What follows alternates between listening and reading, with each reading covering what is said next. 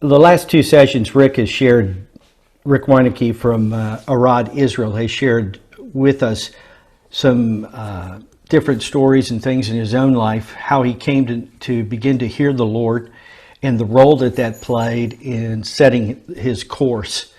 There's many stories he could tell, and that would emphasize much of what he's already said. But today and in our last session, I want to focus on a question or two for Rick that I think is going to be useful for anyone who is either at the beginning or is struggling with hearing the Lord. And so, Rick, my question for you today is this. As you begin to hear the Lord, as you've shared already, and as you begin to grow in hearing the Lord, what were some of the biggest obstacles in your way? What was it that might have stood in your way so that you thought you couldn't hear the Lord, or were there things that just seemed not impossible, but that made it more difficult to hear the Lord? Right. Probably the way I would put it is, anytime I've tried to explain this to anyone, I always say I think I always believed that there was within a relationship with the Lord, like any relationship, there has to be conversation.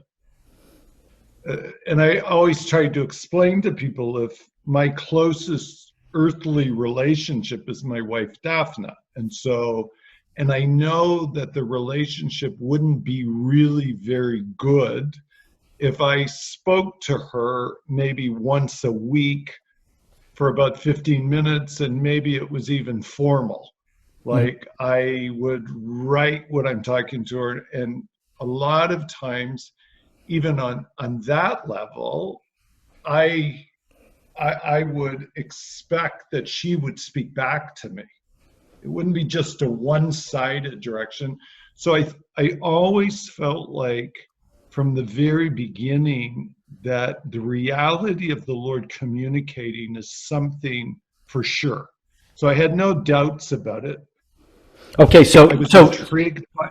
So if someone is struggling with this, one of the first things they need to grab, and I'm sorry for interrupting, but I'll interrupt, is they need to grab is that God does want to speak. He does want to communicate. This is not an issue of impossibility or something in God or even something in us that would say God's not going to speak to me. But the issue is, I can live within all of those justifications if I want to lead a religious life. Yeah. But if I want to have a relationship with God, I have to believe that we can communicate one with another. Okay. It just has to be there. The communication has to be there, or it just becomes religious format. Either that I decide to do, or I go to a place and a pastor dictates to me, or a denomination tells me how I need to behave within this religious framework. But if somehow I have to want a relationship with God. And I have to want this thing. And if I want it, I will search for him. And just like what we spoke about before, sometimes desperation is a motivation because the religious stuff isn't carrying, it doesn't give me a solution to anything. When push comes to shove and I come up against stuff, all the rules and how to do it and everything, it just doesn't work. It doesn't work. And so I have to have a relationship with him. But I always realize that within the communication part of the relationship, I always believe that God is a communicator for sure. But So in the communication, if there's a problem, it's going to be me, not him.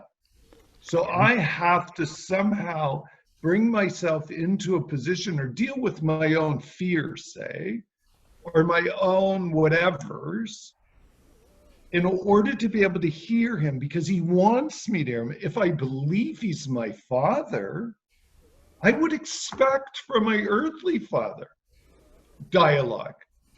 It would help me grow to listen to him, but for him to give me time to speak so he's listening also to me is fantastic. I love that. But I would always say it's not so much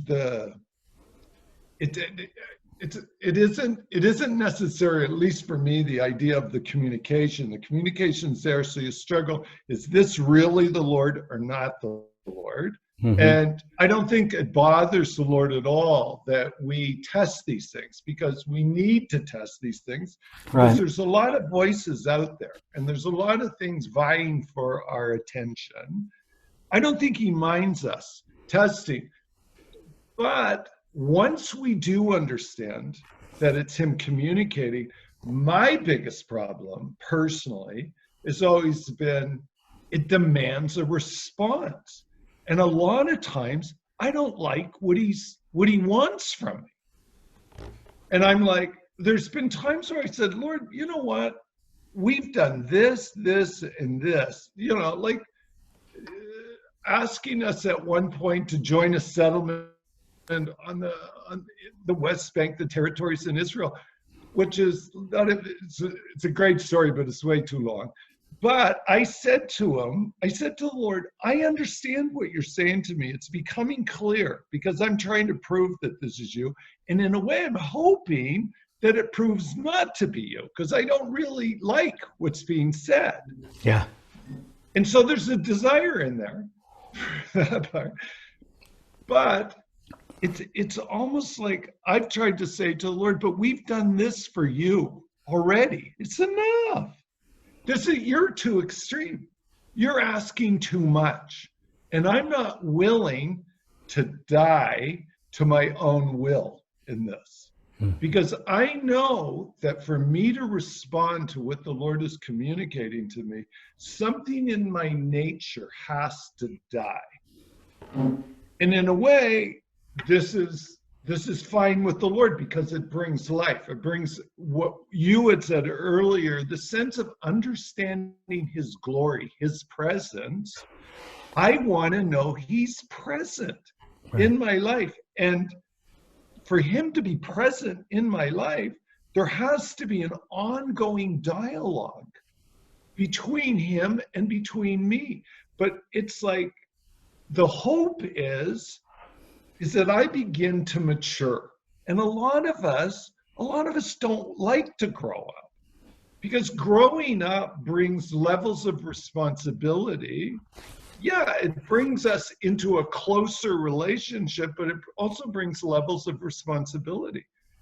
And so it's like, now I'm having to hear what he wants. It isn't just me writing a Christmas list and saying, this is what I want you to do for me. Or also, like what we had talked about, it's almost like me deciding, wow, what a cool idea this would be. And I'll Christianize it enough, or I'll believersize it enough, that this brings glory to you. And it's almost like I'm trying to sell the Lord on my idea on how this is going to further his kingdom. And he'll go, wow, what a great idea. And somehow he will bless it. But I've always been aware of the fact that he knows better than what I know. And my great ideas, they can be pretty out there sometimes, but his are better. And in a sense, that I would say is my biggest block, is my resistance, because I know he's saying it. I know he wants something, but I'm not sure I have the ability, but it's not even that. I know, because he'll make it happen. He will give me the ability to do the thing, but I sometimes think that it's unreasonable, and I'll argue. it out. Yeah, that you just don't have the will to do it. You just don't want to do it. Just don't I want to just do don't it. want to do it. Yeah. It's like I feel like, no, I've weighed this thing out. I've done enough.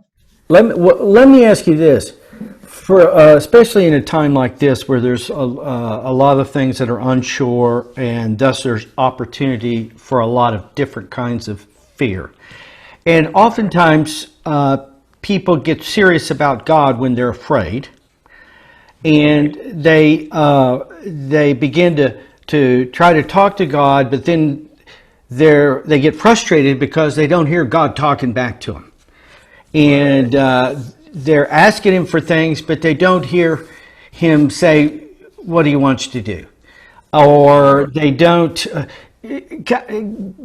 because fear is a companion idea to worship, depending upon how worship is what you listen to. If you fear something, you're going to listen to it. You're going to respond to it instead of something else and someone else. So put this together. What do you see is helpful for you at times of fear, and especially at times when you're trying to get God's attention, but you just don't seem like you're getting through? Do you ever have those times? You know what? You can No. be, yeah. I have to be Okay. really honest. No, be real. Why do you not have? Okay, let me ask you then, because this is a common experience for a lot of people. Yeah. Okay, that they, from your experience, why wouldn't God respond? Is God obligated to respond to what we pray for?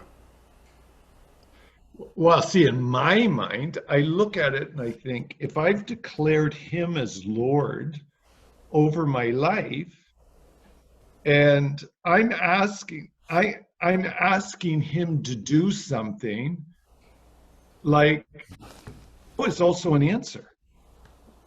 He's answered me. Yeah, where people say, well, he's not answering. And I'm going, yeah, he did answer. He said no. Yeah. He said no. Like I said to my own sons a lot of times, no, because I don't think it's a good idea. But it's not No. the answer they wanted. Exactly. See, a lot of times we think God is there somehow to serve us Yeah. and our emotions or our demands. And it's like sometimes religiosity will say to us, well, just yell louder then, or write a, I don't know, a more compelling newsletter. Yeah, or And God will take more apply your time. needs. Yeah. Yeah, or take more time to do Make it. and the trouble is, a lot of times when we're trying to convince anybody, we have a tendency to exaggerate. We exaggerate our situation, and it borderlines, just making up stories, basically, or taking something and really expanding it, and somehow trying to convince the listener that he needs to do what we want him to do. And all of us in the natural have that as an ability. Some people are charming, some people can cry right on the spot, people can scream, people can, threaten things. It's their way to persuade God, right? Yeah. To present a compelling, persuasive emphasis that God should do this. Right. But the sense is, if he's my father, I believe he will answer, but there is an answer, which is no. If it hasn't happened and it's not going the way I thought it should go, then he has said no. Okay. He said no. Okay. So then I have to wait, which is difficult for all of us, basically. Yeah. Is, well, how is the Lord going to solve this? What I think is desperate or demands an answer right off the bat, or demands God to react the way I want him to react, and all this stuff. And I realized later from prophetic hindsight is that I look at it, there's been so many times I'll look back because he wants us to remember, right? Right. Remembering is a really good thing because then I look back a long time after and I go, oh, praise God, I didn't get what I wanted right then. Right. Because if Right. I'd have got it, I wouldn't be in the place where I'm at right now. And I Right. know that where I'm at is where I'm supposed to be, or this is a much better situation, or whatever. But at that emotional moment where I'm demanding from God that He respond, that it's like, no, no. Well, and we just have another minute or so. I think one of the things that happens, we confuse something. There is a very much a real component of being childlike in how you deal with things with God, but not being childish. Childlike means that, like a child, you defer to God first. Right. You let Him set the boundaries or the standards for what you want. Right. Okay? Whereas for a child to demand of a parent what the child wants, but the parent knows the child shouldn't have, that's childish. Right. That's what happens when you go into a grocery store and you go by a candy counter with a 3-year-old. They always want that candy, whether it's suitable for them or not.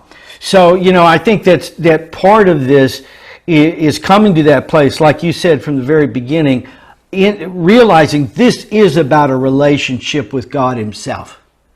Right. It's not about right answers, wrong answers. It's not about knowing your destiny or not knowing your destiny.